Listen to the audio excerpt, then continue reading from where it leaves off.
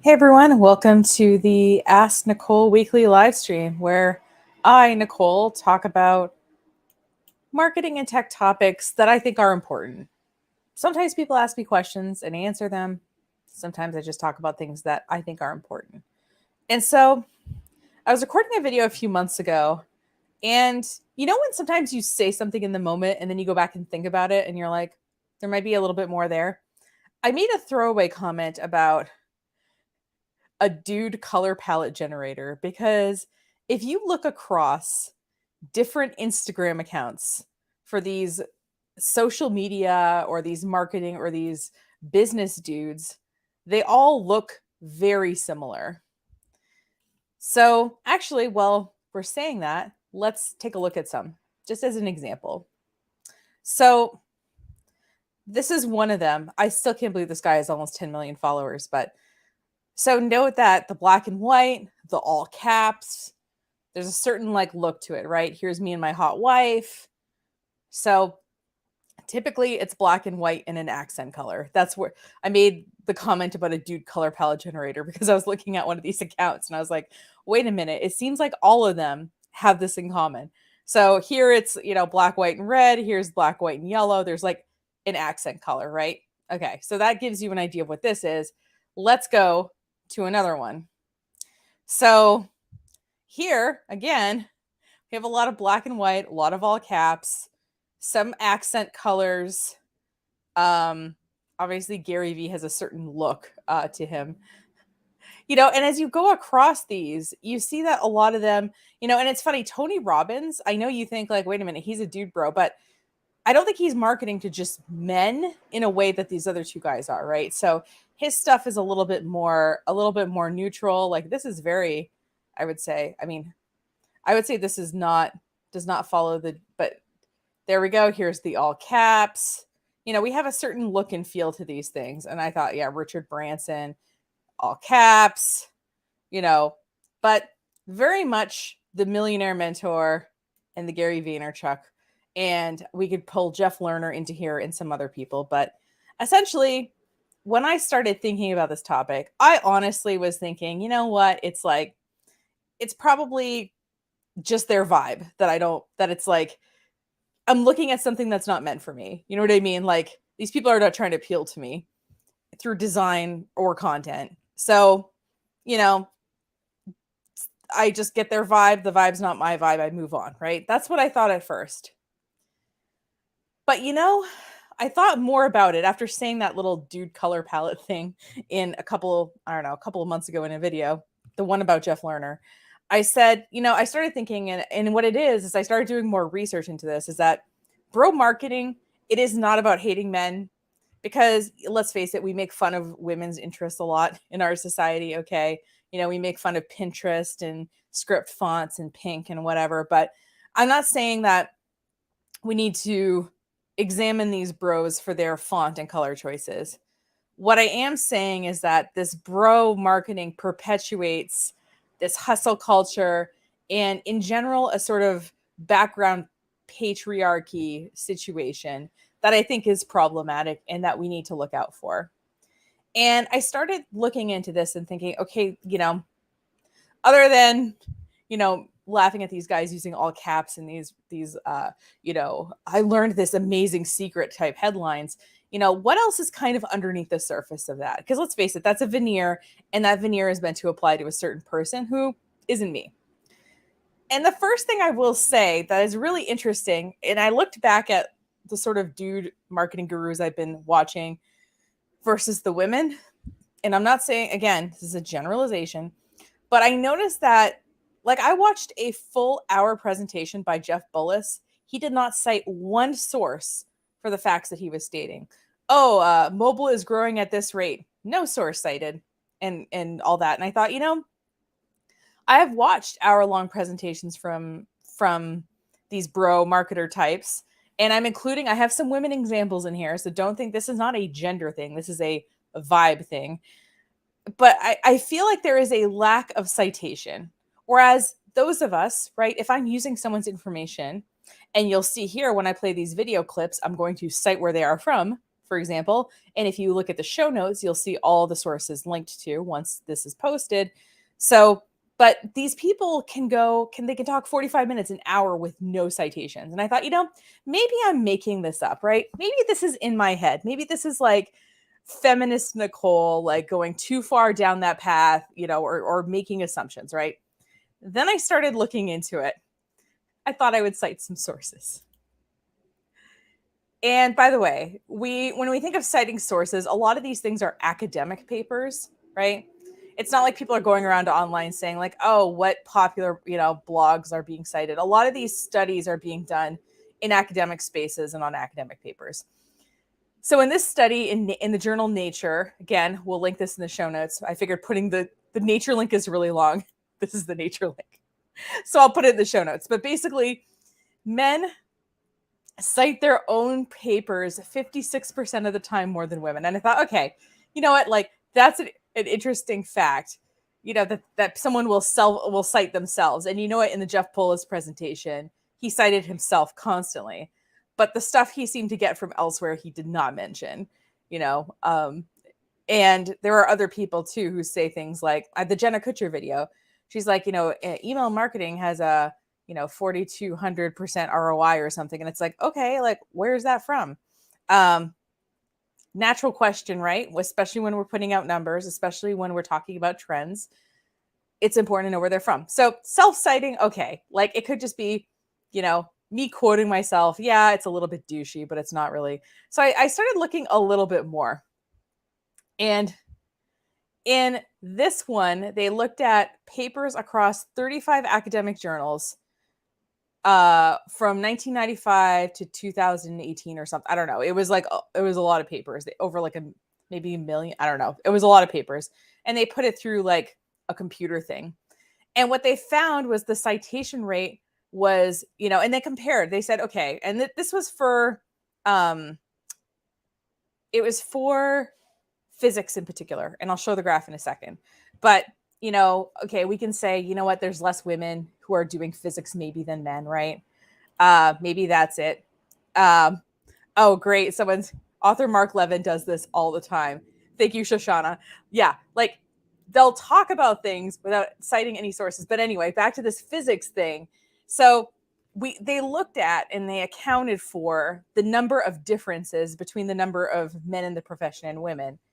And they still found a ridiculously low citation rate. And so I'm going to put the graph on the screen, but I'm going to link to this study, which appeared in the journal Political Analysis. And let me actually hide that title so we can see it. So this is by like discipline in physics. So astro, I'm guessing, is astrophysics. Nano is nanophysics. Nuclear is nuclear physics. So the citations of men you see are the solid line, so 2% higher. And versus, if we look at general physics papers, 11% lower for women, for the amount of women who've published and are in the field. So women are getting cited less in academic papers, and they are less likely to cite themselves. And also in this article, which I thought was interesting, and I did not make a slide for it, is they said when women were on mixed gender, when the man was the principal author, that they were also less likely to cite women. So point being is that, yes, men are not only less likely to cite things in general, but they're just less likely to cite women. So I thought that was really interesting. Anyway, I will link to all of the studies that I just referenced in the show notes.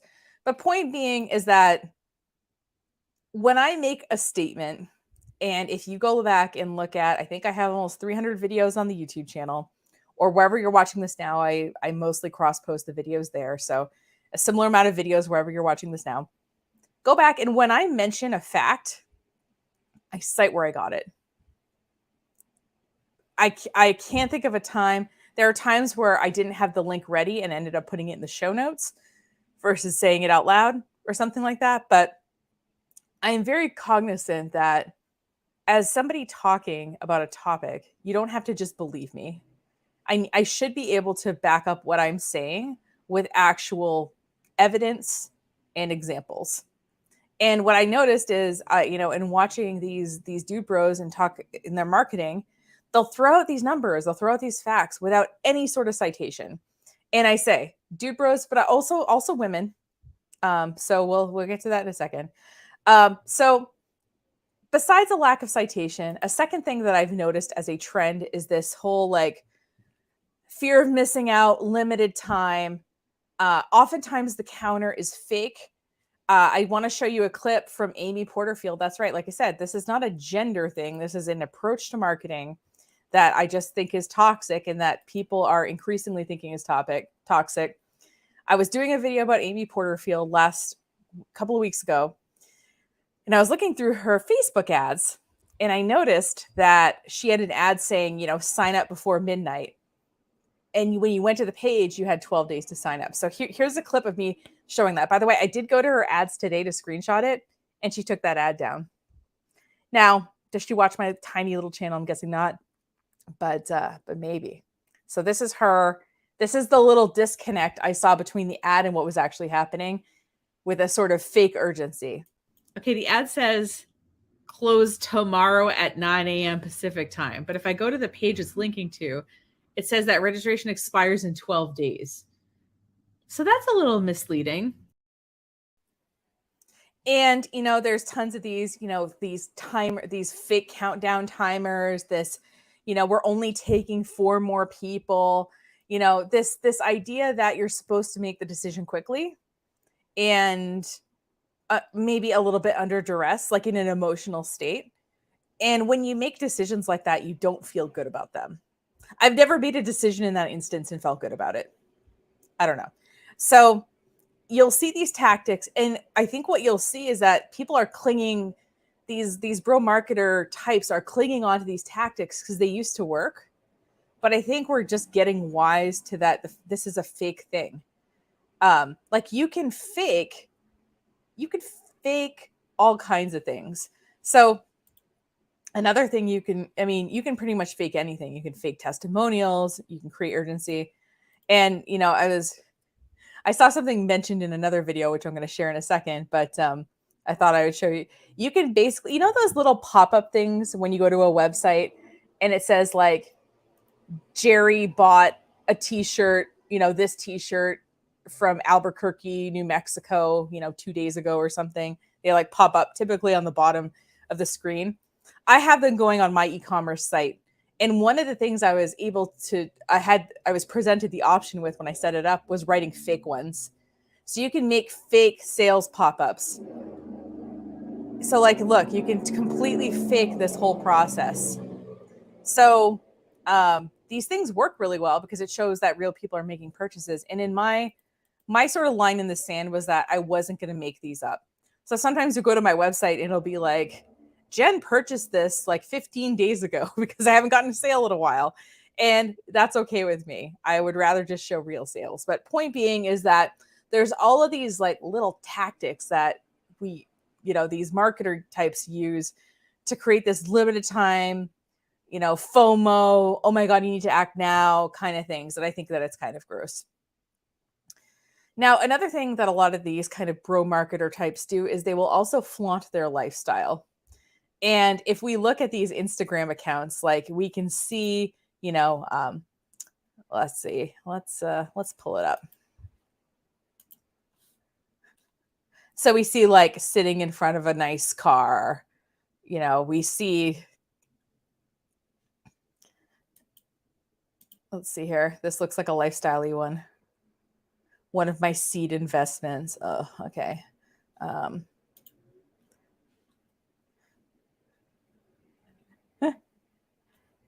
Oh, here we go. Yeah. Lots of car things, lots of jet things, lots of, nice clothes, nice watches, that kind of thing. And it can be tempted to see that kind of wealth and think, oh, wow, this person must have been really successful in business to have made all this money. But what we really don't know from looking at any of these people is how they actually made their actual money, right? So like if we look at a Grant Cardone type, we know he's a real estate investor. So he could talk about online marketing all he wants, but if he's like a real estate holding company and that's how he makes most of his money, like that's important for us to know, right? it's important for us to know to not buy a marketing or branding workshop from him because, he's living his lifestyle not off those things, but off these other investments. We also have inherited money. We have, business partners financing things. We have the other partner works a real job, or like funds the lifestyle, and their partner who's, like, oh, look, I have my side business in it, and look at this beautiful house I live in.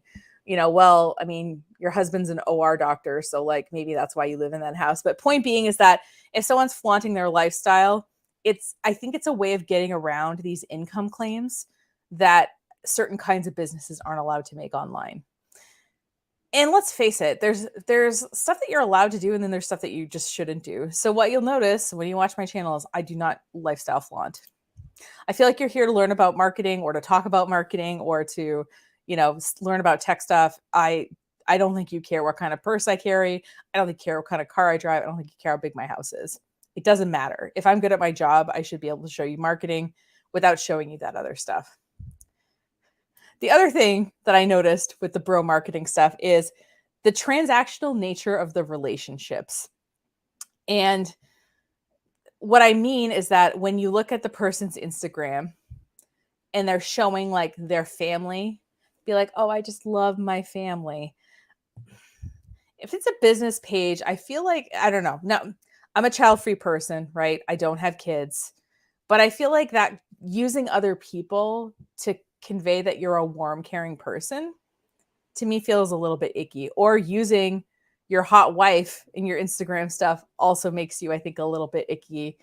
And more than that, more than the people that they're close to, these marketers treat everybody that they interact with as transactional people. So, like if I was watching a sales presentation, at first, when you watch the sales presentation from these people, it's like empowering. Oh, we're so happy you're here. And then as you get further into the presentation, the mask begins to slip. And the other day I was working on a video, and this guy is a network marketing trainer person, and he's supposed to be like a nice guy. Okay. I'm using the nice guy in quotes because I think, I think we all know what I'm talking about here. But about half an hour into the presentation, he started getting a little condescending. And I wanted to play that little clip for you because honestly, I could have made a whole montage of these clips from different people, but let me just play it. You'll see what I mean. Now, some people are going to get pissed off. It's okay if they get, it's really not going to happen a lot. If you've built rapport and you're kind of like, hey, cool, either way, you're not going to get a lot of people pissed off, but hey, you still will. How dare you offer me an opportunity? How dare you try? How dare you use what I thought was a budding friendship and try to sell me something? That's why they're mad. They thought you were like their new friend and that they were just getting to know you. And it turns out this was all a big lead up for you to sell something. So you didn't communicate the expectation ahead of time. Listen, that's why, if you're going on a date and one of you thinks it's a one night stand and one of you thinks it's the start of the relationship, someone is going to be mad at the end. You're both actually probably going to be kind of mad that your time was wasted. It's the same in this kind of situation. Try to help me. You know what? That's cool. I'm going to leave that alone and move on. You have got to have thick skin. And here's the biggest thing. Going to leave that alone and move on. So that person who thought they had a friend, suddenly you're going to disappear. Yeah. And anytime somebody is being overly nice to them, that person's going to wonder, okay, I wonder if they're trying to sell me something. It's not an opportunity. It's so gross. That I think a lot of people have a misunderstanding on is you got to go through a lot of numbers. It's like, oh, I've talked to so many people and no one's enrolled. I go, how many have you talked to? Oh, at least 10. Well, did you talk to them or message them? Well, I just messaged. You need to talk to more. What's your closing rate, Matt? No, I just messaged 10 people. Okay, how many people do you message? How many people do you get in a back and forth with and build rapport with enough to present them the opportunity? And what percentage of those people take the opportunity? I want some numbers. If you're going to chuckle at someone for getting rejected 10 times and wondering if this is legit, I want to hear what your numbers are. Yeah. So basically, I know what you're thinking. You're like, Nicole, but I work with other people and I want to post them to my social media. How do I know if I'm using people in a transactional way? And first of all, if you're even concerned about that, I think that shows that it's kind of like if people, when they think they're a narcissist, like if you worry that you're a narcissist, you're probably not, because most narcissists aren't that self-aware. But let's look at an example from another dude bro. This guy's a dating coach. Again, look, we're flaunting the lifestyle. But like, let's look at the posts where he has people in them and see what he says about these people. All right. So, should I style people on TikTok? So, he is messaging this random person and bringing them in and styling them. Okay. So, is he friends with this guy? No, he randomly picked him on TikTok. He's filming this for TikTok content. So, we could say that the nature of this relationship is transactional. This guy gets some new clothes, Russell Hartley gets some content, and people, can feel good about him. Okay, let's look at this one. Okay. How to avoid interview dating. Now, it looks like this woman is just sitting here. I'm not sure. Russell Hartley is kind of, okay, she is going to be interacted with. Sometimes these people will just have these like attractive women just sit there while they talk, like hang on their arms or whatever, just look at them adoringly while they're speaking. So at least he's interacting with her. But point being is, if you're going to involve other people in your social media content, it can't just be times where you're using them for content. It has to be, I don't know, a little less transactional. And I find that some of these people, they in particular use their families to say something about them. You don't see pictures of their friends. You don't see them like volunteering. You don't see them like, you don't see them interacting with multiple other people. It just seems to be people that they have a transactional relationship with. So, all right, I'm gonna get off of that. But yeah, point being is that people are people, and they deserve to I don't know, not be used for your marketing purposes. And then I've got just a couple more of these just so that you know where this is headed. The other thing is like aggressive sales tactics. So I mentioned at the beginning this limited time stuff with like the counter, or we only have 4 spots left. But also, you'll notice that there's some language examples, and tell me if you notice this when you're watching videos or reading content. So include in this is pop-ups, like immediate pop-ups when you go to a website. That's really aggressive to me. Or like, or any kind of like thing that interrupts what you're trying to do and immediately tries to sell you something. Again, I have a pop-up on my website, but it shows up after you've been on my site for 2 minutes. I figure by then, maybe you like me. You've seen enough of my website to at least judge it. But other things I've seen is like, this, if your business isn't this might not be for you, or this like sort of pushing aside of people. And I think what our natural human nature when we're excluded for something is to kind of defend ourselves. Oh, Nicole, you might not be a good fit for my, my health program or whatever. And then I think would be like, well, why do you say that? It immediately puts the other person on the defensive. And I think that that's gross. So there's all these aggressive sales tactics. There's, we're only going to hold the pricing when I'm on the phone with you. So you have to pay right now or else you're not going to get it. There's so many sort of aggressive tactics that I've seen these people use. I'm just lumping them together in a category. But yeah.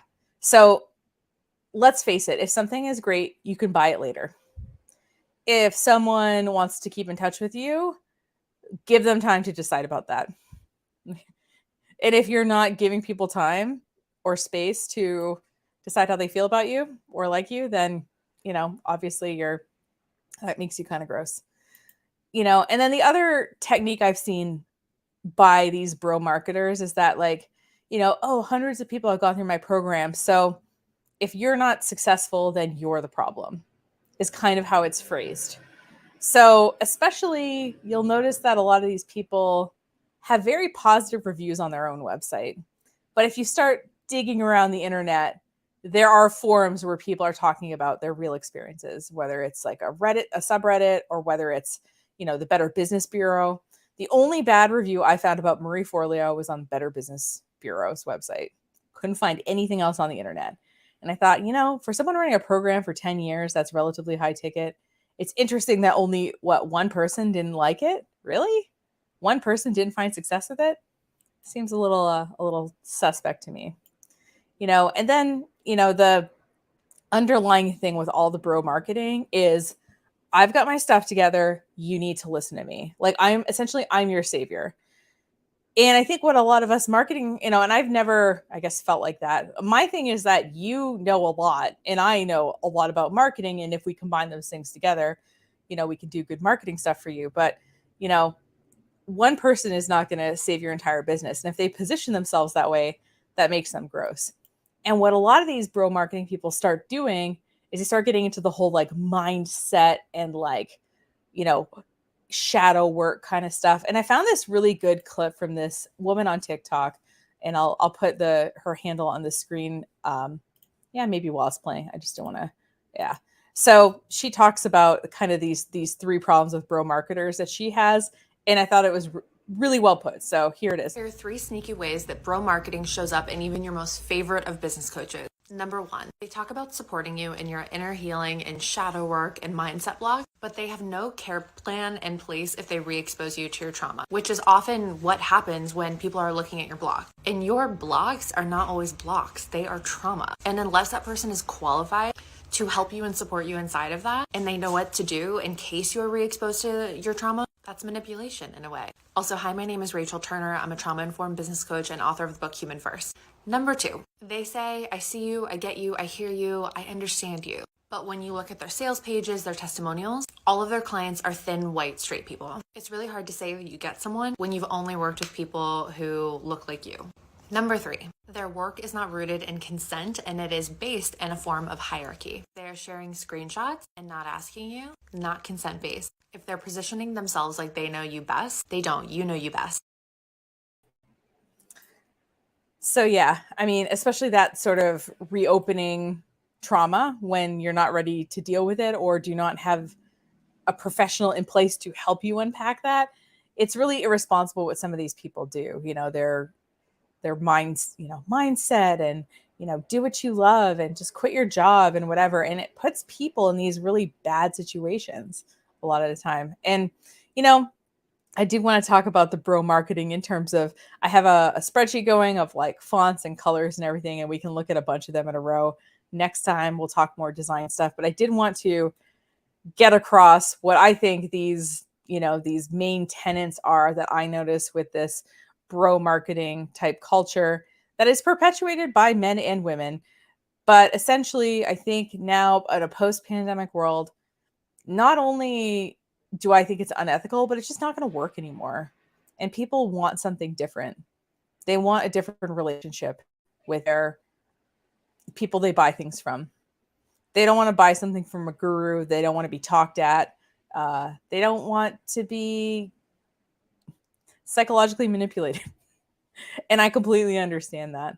So I think, again, this could be 2-parter because I started getting into like design stuff and whatever. And then I thought, you know what, like I want to lay the groundwork a little bit with this foundational stuff. And then I want to talk about some of the design and other choices that sort of reinforces what some of these things are. So stay tuned next week, I guess, for the continuation of this with a little bit more of like the branding and marketing content. We're going to talk about things like hashtags and all that. Like I said, I started pulling that all together and I thought, wow, this will be like 2-hour live stream and that won't be good. So thanks for watching this part 1, I guess, accidentally. And stay tuned for part 2 next week. If you like this, you may also I do a Friday video release where I react to a marketing guru training. I'm a little bit more, I don't know, saucy is the wrong word, but I'm a little bit more, tongue in cheek about things in that broadcast. And then I do this one, which is a little bit more about content, a little bit more about sort of tactics, a little bit more, I guess, teachy for lack of a better word, than reaction. So yeah, so every Friday is a reaction video and Thursdays is where I do the live stream at noon Eastern Standard Time. So I hope you join. You can check out, if you want to see back archives, the YouTube channel has playlists, but also we have everything else on the blog as well. And both places have full show notes with links and everything like that. So if you want to go check out the resources mentioned, you'll be able to do that. Thanks so much for watching. If you're watching on YouTube in particular, I hope you click the subscribe button. Really trying to get to 1,000 people so I can do things like polls and otherwise interact with people in a lot more ways once I'm at that level. So anyway, thanks for watching. Have a great rest of your day. And I will see you next week for part 2 of the bro branding part of bro marketing. Have a great day and see you then. All right. Bye.